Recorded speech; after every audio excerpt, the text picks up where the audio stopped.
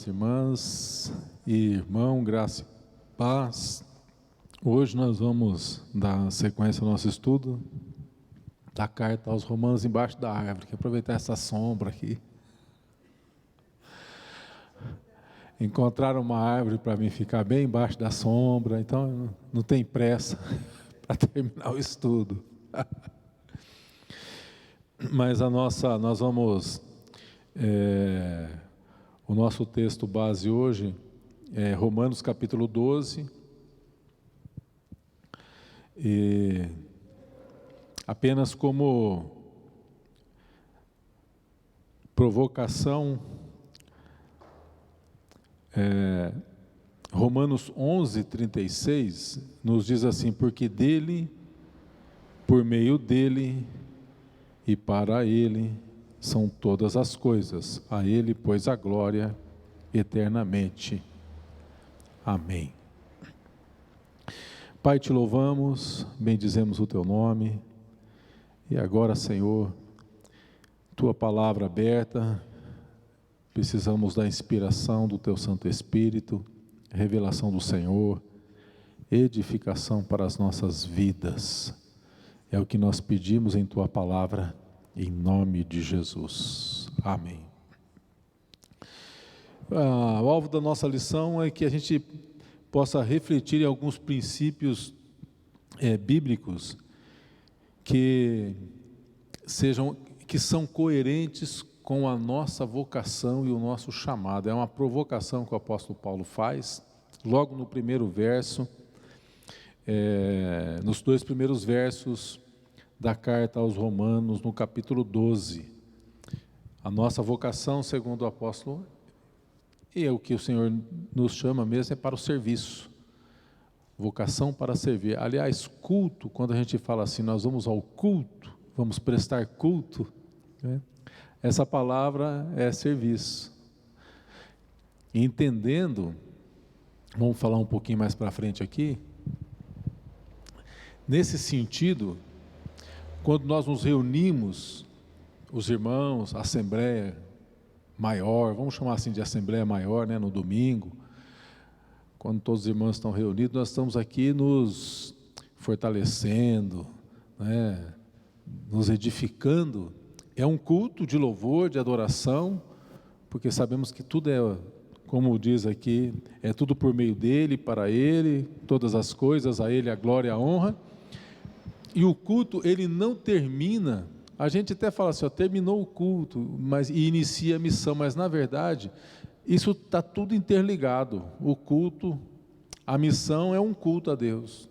Quando nós estamos, isso é interessante, quando nós estamos desempenhando a nossa função, sendo professor, sendo mecânico, advogando, seja qual for a função que a gente tenha, farmacêutico, ali é o nosso campo missionário, onde nós temos oportunidade que Deus nos dá de prestar um culto de louvor e de adoração, muitas vezes até calado, sem precisar falar muito, mas com o nosso testemunho. Então Paulo, ele diz aqui nos dois primeiros versos de Romanos 12, versos 1 e 2, ele falando com a igreja, rogo-vos, e logo falando com os irmãos, que somos nós, rogo-vos, pois irmãos, pelas misericórdias de Deus, que apresenteis o vosso corpo por sacrifício vivo, santo e agradável a Deus, que é o vosso culto racional.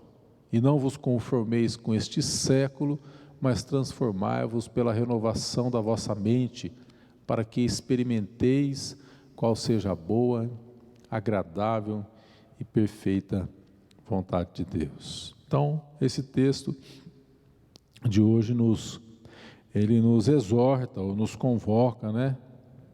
É uma convocação para que nós, como igreja, possamos viver de maneira coerente com a carreira cristã que Cristo nos propõe, uma carreira. O discípulo de Jesus precisa desenvolver essa nova mentalidade.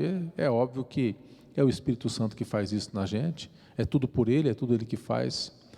Só que Ele não faz sozinho, faz com com as habilidades, com as aptidões que o Senhor nos dá, e obviamente que, então, por isso que nós precisamos desenvolver isso, a nossa salvação.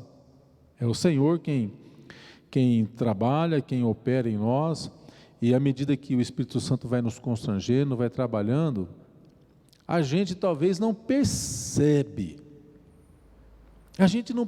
mas a gente vai ficando cada vez um pouquinho mais parecido com o nosso Mestre, com o nosso Jesus. É igual a mãe, né? Mãe nunca percebe que o filho cresceu, né? A mãe chegou ali, deu um beijinho no filho. Eu aposto que quando ela encontra as comadres, fala assim: meus meninos, minhas crianças, é sempre igual.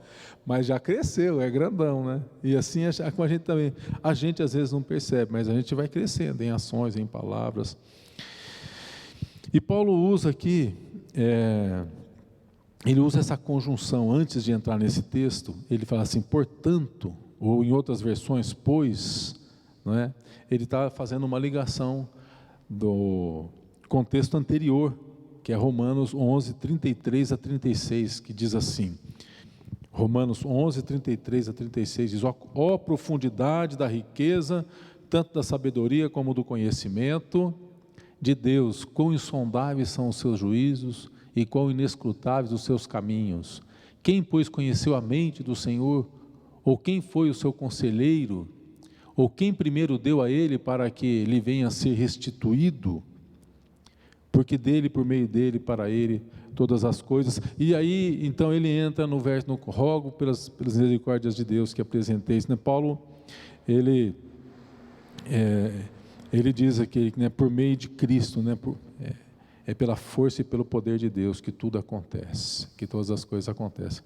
Essa parte, esse Romanos 11, 33 a 36, os comentaristas dizem que fazem parte de um hino da igreja, um hino que a igreja cantava. É um hino. Tem algumas curiosidades que a gente só vai aprender se a gente lê os comentaristas, aquilo que eles falam, né? É um hino conhecido na igreja. Assim como nós cantamos, né? Temos os nossos hinos aqui, algumas coisas fazem parte aqui na Escritura. Então,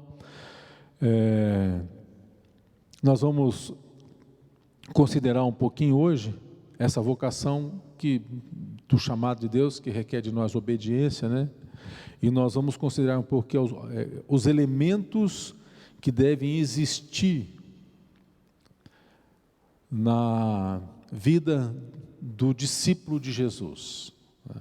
O que precisa estar presente na vocação. Se não está presente de uma maneira muito clara, é algo que certamente Deus vai forjar nas nossas vidas, pelo Espírito. Então, esses dias, conversando com um irmão em Cristo, falando sobre a experiência de Wesley, a pessoa falou assim: então, quando Wesley se converteu, referindo-se à experiência do coração aquecido, eu disse: espera aí, você não pode dizer isso. Você não pode dizer que ele se converteu ali. Ele já era um homem convertido, já era um homem temente a Deus, que servia a Deus. Aquilo não foi experiência de conversão, aquilo foi um avivamento no seu coração. Então, o que a gente aprende com essa experiência de Wesley? Que Deus está trabalhando no coração da gente. Alguns aspectos talvez não esteja pronto em nós ainda. Outros, o Espírito Santo está fazendo a obra. É como o fruto, né? Lá em Gálatas fala, né, do fruto do Espírito. E a gente sabe que um fruto não nasce pronto, mas aos poucos, recebendo tudo o que precisa, água na medida, sol na medida, cuidado na medida, esse fruto vai ser desenvolvido até chegar a um fruto maduro. E é isso que o Senhor faz em nossas vidas. Então, não se preocupe se tudo o que a gente vai ver aqui, são 4 pontos, estiver de forma muito clara na sua vida. Eu creio que esteja, né? Eu creio que sim, de uma maneira ou outra. Mas, então, primeiro ponto que o apóstolo Paulo, ele nos exorta aqui, é que Algo que precisa estar presente na nossa vocação cristã é uma devoção completa e total a Deus. Ele diz: rogo-vos, pois, irmãos, pelas misericórdias de Deus. Paulo está rogando que nós apresenteis, ou seja, somos devotos. Assim como os vendedores apelam para convencer os consumidores, você já percebeu que quando você vai numa loja, não importa o que você prova, o vendedor sempre vai falar assim: nossa, como ficou bem, isso, a tua cara, é igual aos teus olhos, tudo que ele apela para a gente, não é? Então, Paulo está apelando, veja, devoção, e ele apela em nome da misericórdia de Deus, porque Paulo conhece a grandeza da misericórdia desse Deus, por tudo aquilo que sofreu, experiência do seu apostolado, ele sabe quão preciosa, e nós sabemos também. E então ele diz: rogo que apresenteis o vosso corpo por sacrifício vivo. Paulo fala de uma entrega. A versão NVI fala assim: que se ofereçam em sacrifício a Deus, que se ofereçam em sacrifício a Deus. Então, eu fui procurar lá na Bíblia de aplicação pessoal, de acordo com a lei do Antigo Testamento, ao sacrificar um animal, o sacerdote devia matar o animal, separar as partes em pedaços e colocá-lo sobre o altar, e ali esse sacrifício ele era queimado, e ele subia, né, as narinas do Senhor, ele aspirava, né, como perfume, aroma agradável. Mas mesmo o Antigo Testamento deixou claro, ele deixa claro que o obedecer ainda é melhor que o sacrificar. Está lá registrado no primeiro livro de Samuel, capítulo 15, 22, quando Saul não tem paciência de esperar o profeta chegar, e ele vai lá e oferece o sacrifício, né? Está lá, ó. Porém Saul disse: tem porventura o Senhor tanto prazer em holocausto, sacrifícios, quanto em que se obedeça a sua palavra? Eis que obedecer é melhor do que sacrificar, e o atender melhor do que a gordura de carneiros. O que Deus quer é o nosso coração.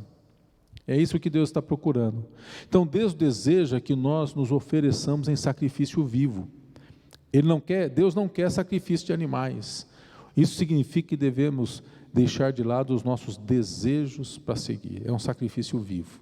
E esse sacrifício vivo, que é o culto, ele acontece não apenas ele é demonstrado não apenas numa atitude onde nós nos ajuntamos e participamos das atividades da igreja. Ele se estende para toda a nossa vida. A nossa vida é um culto. A nossa vida toda é um culto de louvor, de adoração, de devoção. Então, o corpo que você e eu habitamos, porque nós habitamos esse corpo, nós não somos esse corpo, nós habitamos esse corpo, ele é o meio pelo qual todo o nosso ser deve ser ofertado ao Senhor. Essa é a ideia que o apóstolo Paulo ele está passando.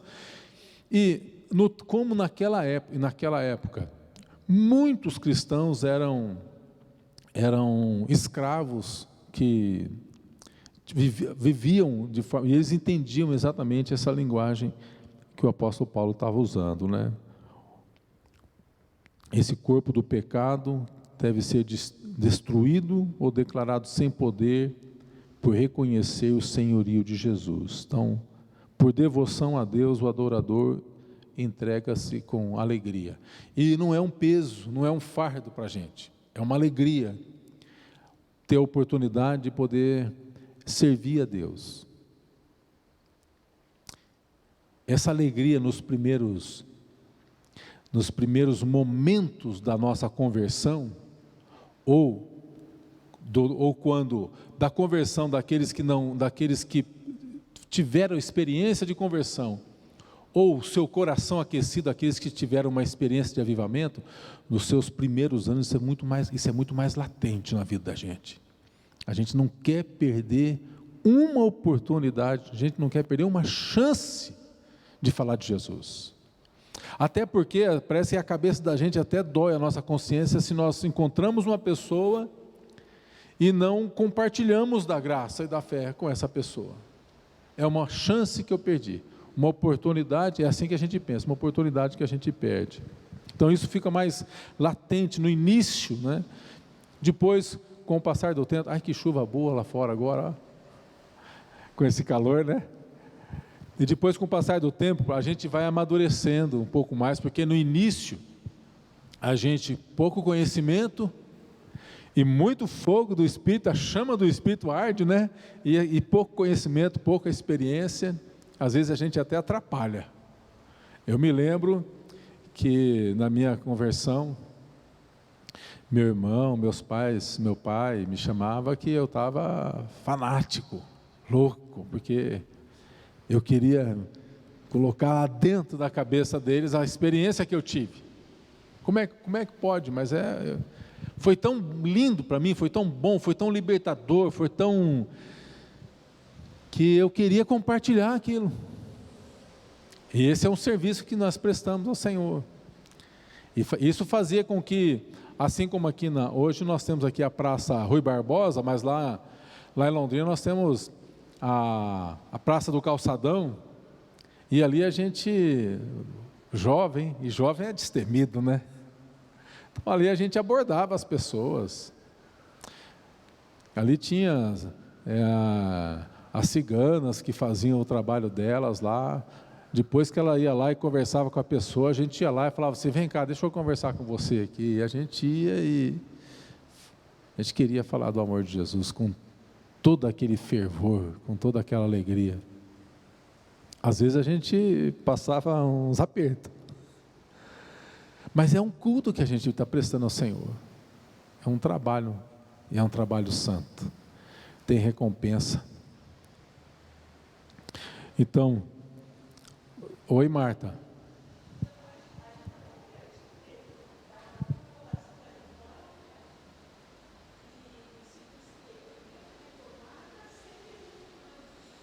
Sim.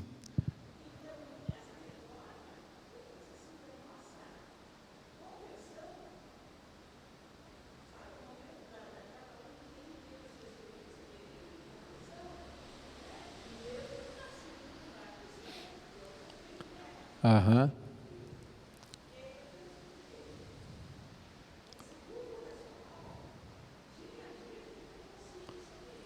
Verdade, a Marta.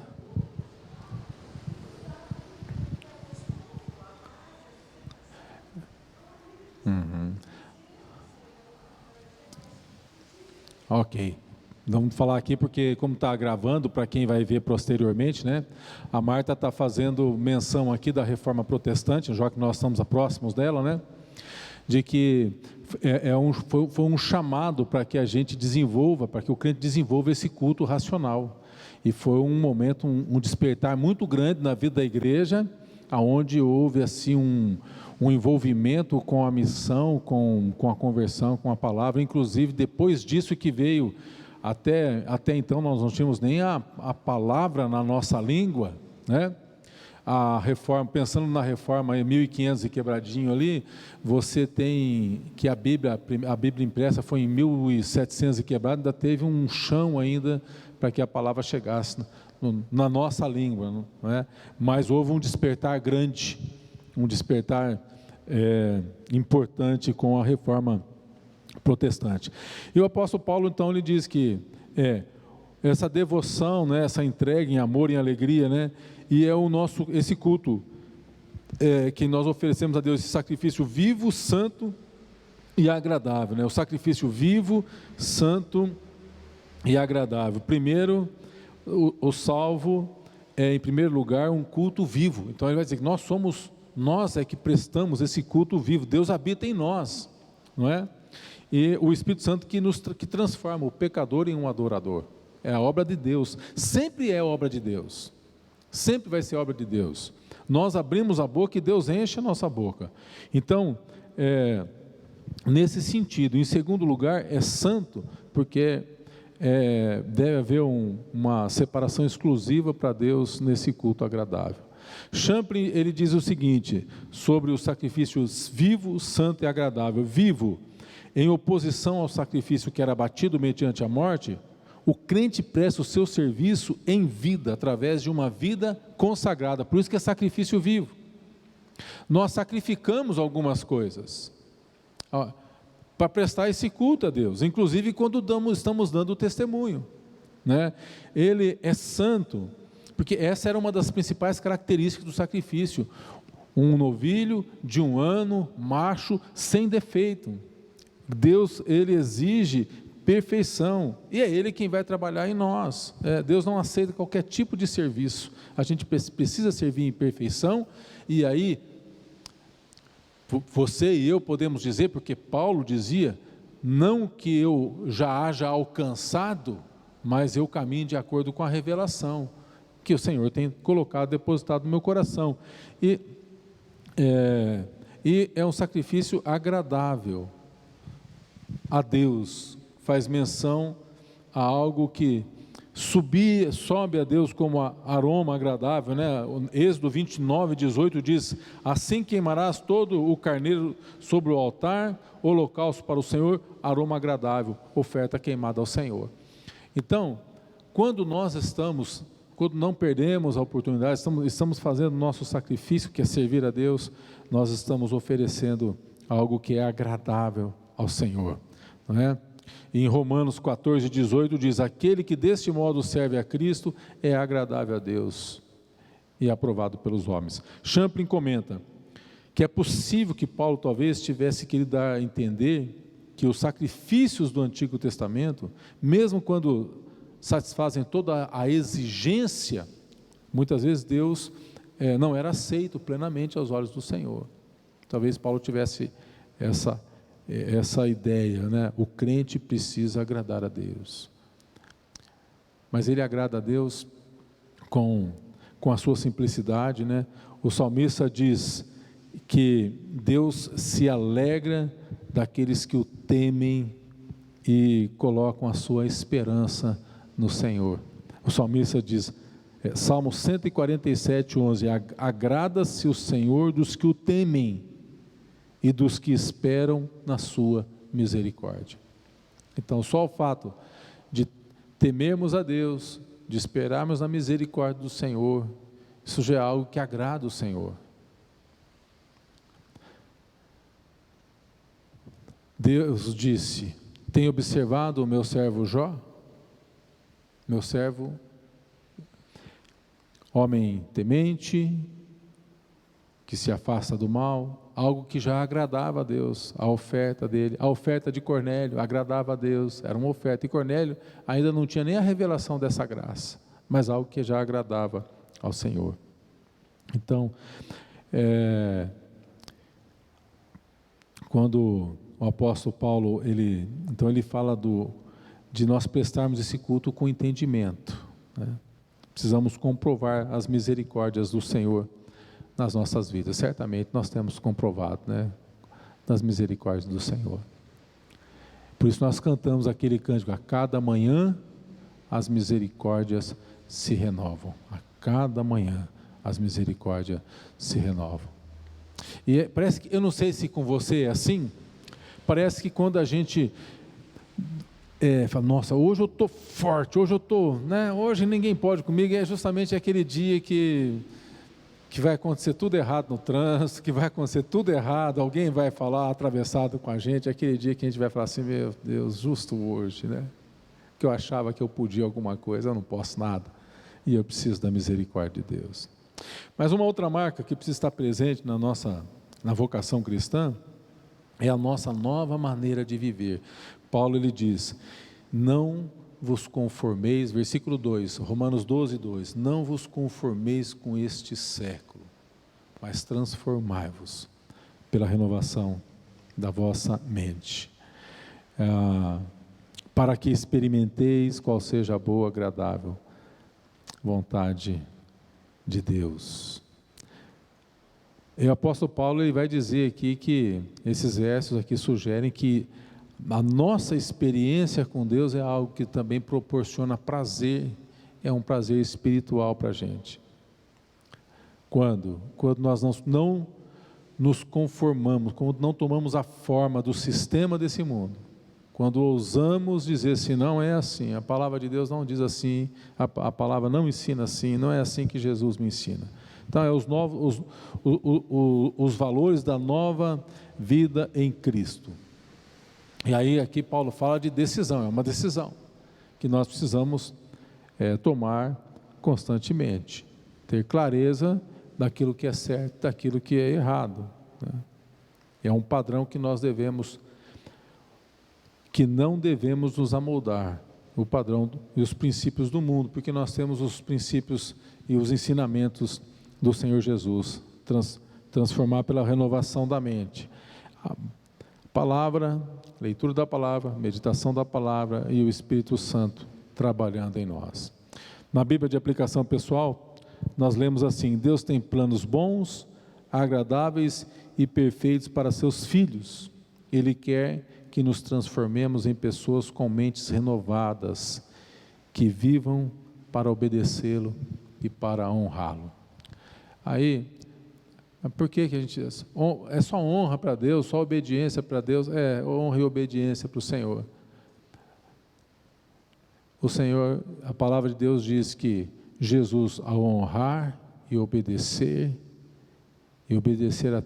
até em morte de cruz, Deus se encarregou de exaltá-lo e dar-lhe o nome sobre todo o nome. Então nós honramos, obedecemos, Deus nos exalta. No momento certo, Ele faz com que os nossos inimigos sejam confundidos e envergonhados. São experiências que a gente vai adquirindo ao longo da vida. E renovar a mente significa, então, abandonar esses pensamentos que têm origem, primeiramente, no mundo e origem no pecado, né? Porque a palavra do Senhor nos ensina que não é só errar que ofende a Deus, mas se nós não erramos naquilo, mas consentimos naquele erro, o nosso pensamento precisa ser mudado, precisa ser transformado, precisa ser trabalhado pelo Espírito Santo. John Stott, ele diz o seguinte: ele disse que a nossa mente é renovada pela palavra e pelo Espírito de Deus. Depois nós nos tornamos aptos para discernir e desejar a vontade de Deus. É o Senhor quem faz. E nós somos transformados, como Paulo fala lá na carta aos Coríntios, né? De glória em glória, de graça em graça, um pouquinho de cada vez. E para que a gente possa experimentar, e o termo que Paulo usa aqui, traduzido provar real, conhecer certamente, conhecimento fidedigno.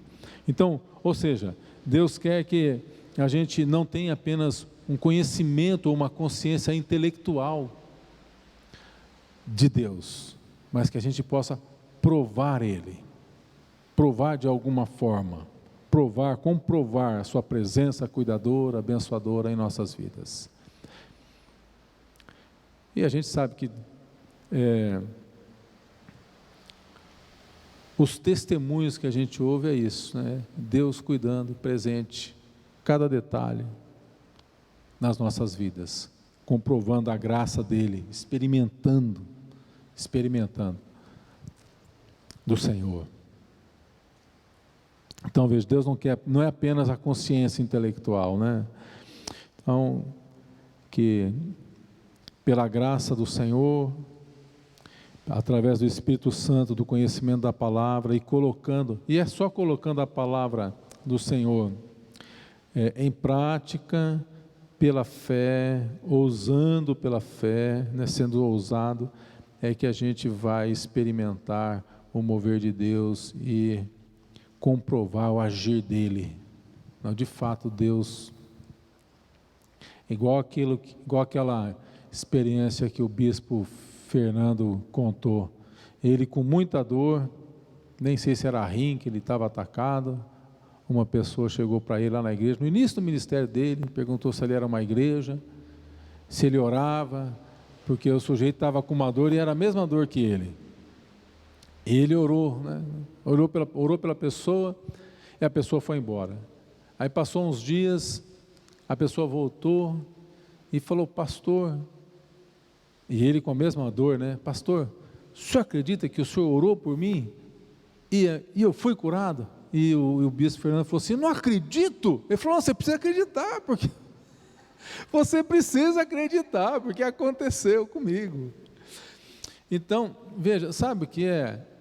Às vezes, nós estamos com algum problema, com alguma dificuldade, às vezes alguma enfermidade, ou às vezes a gente está assim um pouco abatido, e alguma pessoa pede oração, e a gente ora pela pessoa, a pessoa recebe a bênção, recebe a graça, e a gente às vezes ainda continua daquele jeito. Mas Paulo experimentou isso. Paulo tinha um espinho na sua carne, onde Paulo rogou a Deus por 3 vezes. Em outras palavras, Deus disse assim, Paulo, basta, chega, já deu, Paulo, minha graça te basta. Eu não vou atender nisso, porque você não sabe, se eu atender nisso, até o teu ministério corre risco. Em outras palavras, era o que Deus estava falando. Tem coisas que a gente não entende, e tem coisas que a gente não entende, por que Deus não age daquela maneira na vida da gente, e a gente gostaria que fosse, mas é porque Paulo fala assim, para me manter humilde, Deus diz assim, fui eu que fiz vocês passarem fome no deserto, para vocês entenderem que nem só de pão viverá o homem, mas de toda a palavra. Então tem algumas coisas que Deus permite na vida da gente, e é para o nosso cuidado, e é para a nossa saúde espiritual. A gente vai ter essa revelação provavelmente lá na glória, e a gente vai poder dizer, Senhor, o Senhor é bom demais, o Senhor é muito bom e misericordioso. Por isso que Paulo apela pelas misericórdias de Deus, né?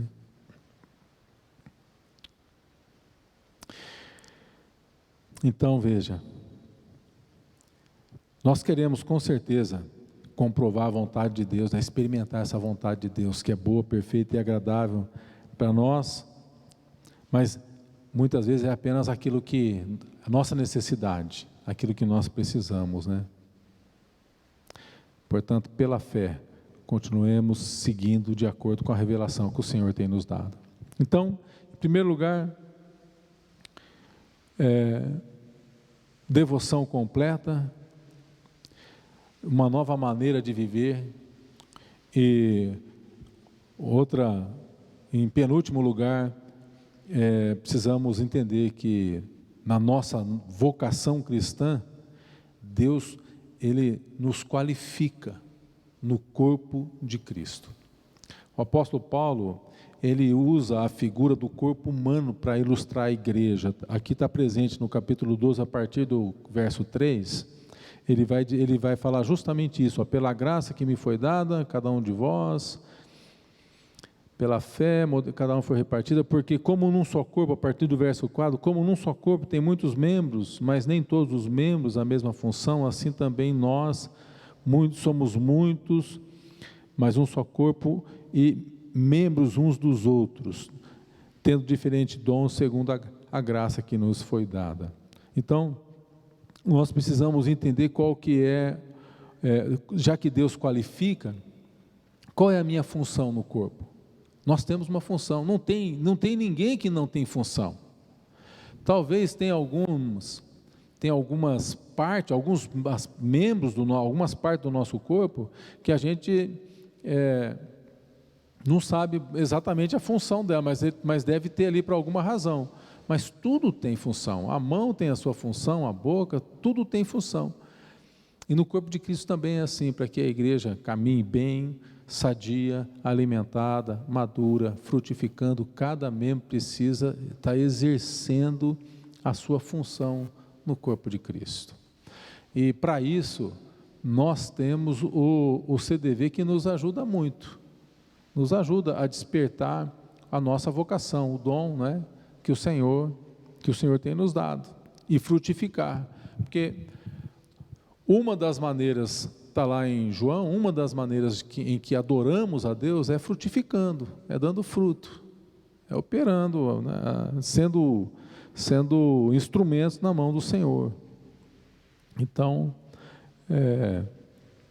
agora, tem alguns membros, o apóstolo Paulo, ele vai abordar inclusive essa questão na carta aos Coríntios, lá no capítulo 12, se eu não me engano, ele vai falar, tem alguns membros que são mais cobiçados, né? Porque ficam mais em evidência. Louvor, né? Está ali cantando, ou ministério de ensino, assim, e outros menos em evidência, mas todos os dons são importantes na vida da igreja. Eu não sei se é apenas ilustração, ou se foi uma visão, ou um sonho que um certo pastor teve.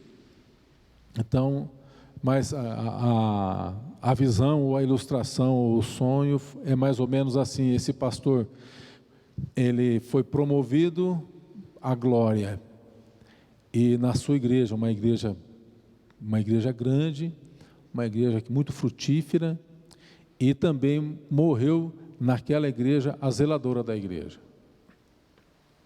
Eu acho que deve ser ilustração, não sei, alguma revelação que esse pastor teve. Quando ele chega na glória, então, o galardão, apresenta para ele, o galardão da zeladora. Então, um galardão bem grandão, bem bonito da zeladora. Vamos pensar que o galardão era uma mansão bonita, com tudo que tem direito, né? E aí o pastor logo já ficou todo faceiro. Se a zeladora, né, recebeu esse galardãozão aí, eu que tenho uma biblioteca de quase 3.000 livros, meu galardão, aí quando ele foi ver, o galardão dele não era maior que o galardão da zeladora, não, na verdade era um galardão menor, mas não era muito michuruca não, mas era um galardão menor que o da... E ele questionou, falou: Senhor, eu pregava domingo, segunda, quarta-feira lá no Aprofundando Raiz, pensa no esforço que eu fazia. O Senhor disse para ele: você sabe por que o galardão dela é esse e o seu é esse? Porque o seu ministério foi sustentado pelas orações dela. Enquanto ela dobrava o joelho para limpar o chão, para lustrar os bancos, ela colocava o seu nome diante de mim, em oração e intercessão. É um ministério que não é tanto divulgado. Então, Deus fala assim, tá, você lembra? A Marta, a Mara, as meninas que ficam lá no cenáculo lá, elas vão ter uma casa melhor que você, rapaz. Ainda bem que você vai ter uma casa para você também.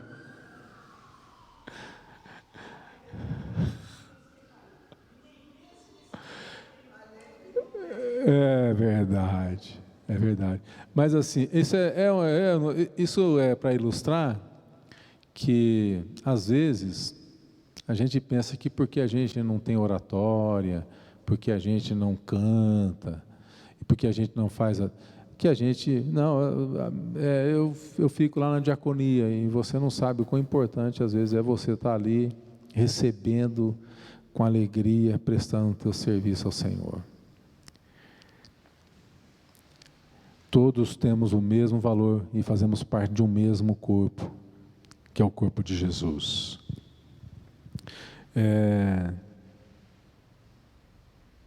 Então, olha o que diz a palavra do Senhor, diz aqui em Romanos 12, versos 6, 7 e 8. Tendo, porém, diferentes dons, segundo a graça que nos foi dada, se profecia, seja segundo a proporção da fé, se ministério, dediquemo-nos ao ministério, ou o que ensina, esmere-se no fazê-lo, o que exorta, com dedicação, o que contribui com liberalidade, o que preside com diligência, quem exerce misericórdia com alegria. E aí Paulo ainda vai usar uma tantada muito grande de dons lá na sua carta aos Coríntios, né? Aos Coríntios. John Stott, em Mensagem de Romanos, na página 395 do seu livro, ele afirma que Paulo apresenta aos seus leitores uma amostra de 7 dons, aqui no caso, e exorta a igreja a exercer cada dom para o bem comum da igreja. Então o dom não é para nós, o dom é para servir o outro, né? Então, e ele divide aqui categorias, né? Dons de fala, profecia, ensino, encorajamento, dons de serviço, servir, contribuir, liderar e demonstrar misericórdia. Então, de acordo com a sua graça, Deus, de acordo com a sua graça, qualifica cada membro do corpo segundo o seu propósito e para a edificação de todo o corpo, que é a igreja. E você sabe qual que é a tua função, qual é a parte do corpo que você se identifica no corpo de Cristo, né, e tem exercido. É algo que a gente precisa pensar. E finalmente, algo que precisa estar presente na nossa vocação cristã é a nossa identidade evangélica, nossa identidade é cristã, né? Evangelho significa boas notícias, aqueles que depositam a esperança na redenção de Cristo, e nós então precisamos nos identificar com isso. Somos portadores das boas novas, independente de qual ministério eu exerço, eu sou portador das boas novas. Somos embaixadores de Deus aqui. E na oportunidade que temos, não deixar de falar. Eu estava lendo esses dias um testemunho na Inglaterra, um dia muito frio, e naquele dia o pregador não pôde chegar à igreja, ele ficou impedido por causa de neve, eu não sei exatamente mas ele não pôde impedir, e na igreja apenas 12 pessoas, 11 membros e um visitante. E o pregador não estava presente. O diácono que era, viu, Faider? O diácono que estava lá, falou, bom, acho que eu vou ter que falar alguma coisa. E aí ele diz assim, ali no testemunho, que ele se esforçou para ler um texto, uns 10 minutos ali para tirar alguns ensinamentos do texto, falou algumas coisas, depois ele se dirigiu para o visitante e disse assim para o visitante, olhe para Jesus, olhe somente para Jesus, olhe para Jesus, entregue-se a Jesus, sirva a Jesus, segura Jesus. Era Charles Spurgeon, um menino na época ele devia ter uns 12 anos, aos 17 anos ele já tinha pregado mais de 600 sermões. Charles Spurgeon, considerado o príncipe dos pregadores. Algumas mensagens minhas aqui saindo dos devocionais dele. Então, veja bem, aquele homem não tinha uma fala eloquente. De tudo que ele falou, acho que o que gravou no coração daquele jovem que se tornou pastor foi: olhe para Jesus, foque só em Jesus. E é o que a gente precisa entender, né? Que nós somos portadores das boas novas e não podemos ocultar esse tesouro, esse grande tesouro, que é um tesouro de salvação. Que possamos, obviamente, poder compartilhá-lo com naturalidade. O evangelho muito simples, que é: sou pecador, eu tenho consciência do meu erro e do meu pecado. Deus quer me salvar, Ele perdoa meus pecados em Cristo se eu recebê-lo. Senhor Jesus, perdoa os meus pecados, entra na minha vida, transforma a minha vida. É um evangelho de 1 minuto, Esse é o Evangelho completo. Os resultados, às vezes a gente pensa que é escolher as melhores palavras, mas os resultados é com o Senhor.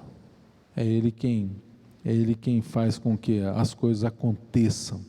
É Ele que nos qualifica, é Ele quem faz. Por isso que nós podemos dizer, tudo por Ele, para Ele, sem Ele, né, todas as coisas são para Ele.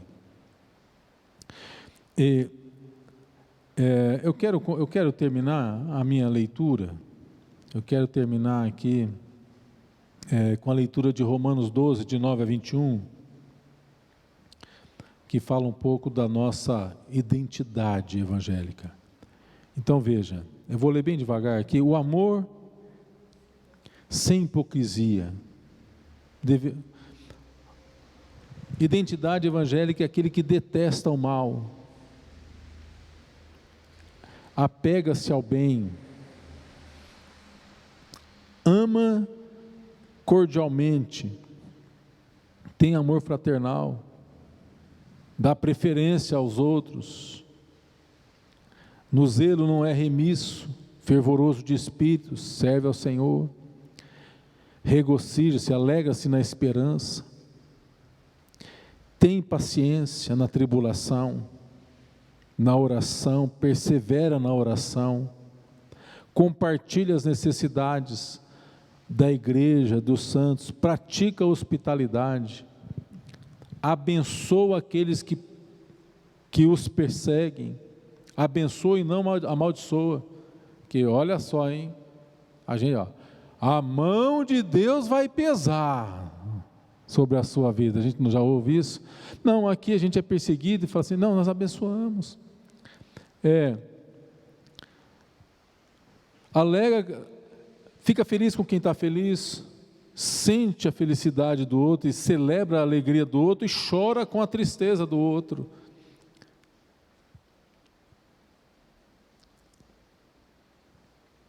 Não é sábio aos seus próprios olhos, não torna ninguém mal por mal, ou seja, vou pagar na mesma moeda, né? Ele se esforça em fazer o bem perante todas as pessoas, e no que depende dele, tem paz com todo mundo. No que depende dele, não vai ter briga, não vai ter discussão, não vai ter briga. São marcas de uma identidade evangélica. Se o inimigo tiver fome, dá de comer ao inimigo, se tiver sede, dá de beber, e não se deixa vencer do mal, mas vence o mal com o bem. Então essa é uma lista que precisa ser presente nas nossas vidas também. Faz parte da nossa identidade, faz parte da identidade de Cristo. E o Espírito Santo está forjando em nós o Espírito de Cristo em nossas vidas. Então, que Deus nos abençoe e que o Senhor nos ajude a aplicar essas verdades na nossa vida e que sejamos abençoadores e que essas questões, que são questões práticas da vida cristã, seja uma constante em nossas vidas. Obviamente que em algum momento a gente pode, né? Por várias razões a gente pode, vamos dizer assim, a gente pode incorrer em erro por questões emocionais e por aí vai. Mas o Espírito Santo nos traz de volta. Ele tá no controle das nossas vidas. Vamos orar ao Senhor? Obrigado, Pai, por Tua graça, por Tua palavra, por Tua bondade, conforto e consolo, saber que o Senhor tem operado em nós todas essas coisas. Não apenas o conhecimento, mas também a aplicação de cada uma dessas verdades em nossas vidas. Ensina-nos mesmo, a cada dia, de glória em glória. Sabemos que é uma construção e e que o Senhor Jesus está edificando a igreja, e que nós aprendemos a oferecer ao Senhor o melhor de nós, o melhor do nosso culto, não apenas quando reunidos, mas também quando nós estamos espalhados no campo missionário, onde temos influência, onde participamos de grupos e podemos ali compartilhar do teu amor, da tua graça, da tua salvação. O crente, Senhor, e é isso que nós almejamos, e eu creio que é o que o Senhor espera em nós, que estejamos sempre de plantão, 24 horas por dia, 365 dias por ano, para proclamar a graça, o amor, a bondade de Deus. Abençoe, Senhor, nossas vidas, abençoe a sua igreja, em nome de Jesus. Amém.